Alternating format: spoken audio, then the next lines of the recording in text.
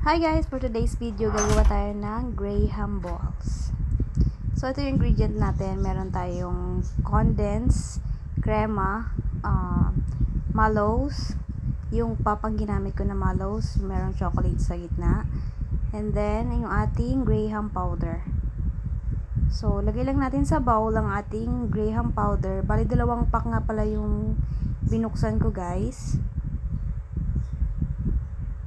Lagay natin to sa ating bowl.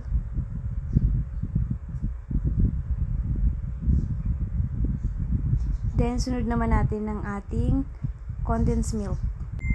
Lagay lang natin ito sa ating powder at i-mix. Then, haluin natin to. Tantsahin natin kung okay na ba, magdidikit na ba ng maayos. Kasi kapag nasobrahan siya ng condensed milk guys, ang hirap na niyang buuhin. Bulol. So, ayan na nga guys. Isa lang nailagay ko na condensed milk. Hindi ko na nailagay yung isa pang bottle. Tsaka yung crema, hindi ko na din linagay. Kasi sabi ko, okay na. Okay na yung aking dough. Then, binalatan na nga namin yung aming marshmallow, flavor mango, and chocolate nga pala yan guys. And then, meron din akong nips for toppings. Pang decor. And then milk. And then nagtira din ako ng crushed graham para sa ibabaw yon. Then nag-gloves na nga ako guys para malinis ang ating gagawing graham ball. So ayan na nga guys. Parang nagkulang ako ng condense.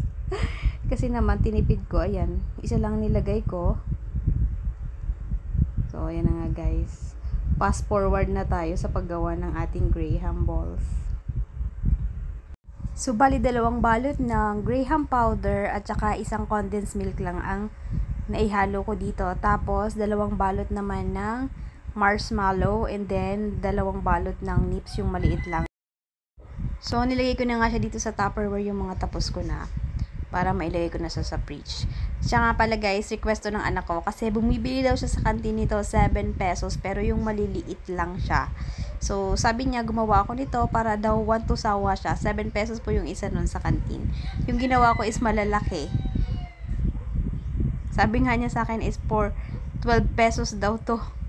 Pero hindi siya masyadong creamy. Ayan guys, so medyo dry. Dapat siguro talaga 2 condensed milk ang nilagay ko. Pero sa susunod na lang, this is my first time na gumawa ako ng graham balls. So, ayan, tapusin na natin yung ating pagbilog ng ating mga graham balls. And then, tsadan! Tapos na. Bali nga pala guys, hindi naubos yung aking mallows. Bali, 35 pieces ang nagawa ko niyan. 2 Tupperware nga yung nagawa ko. So, ayun lang. Thank you for watching guys. Don't forget to like and subscribe and press the bottom bell for my next video. See ya! Bye!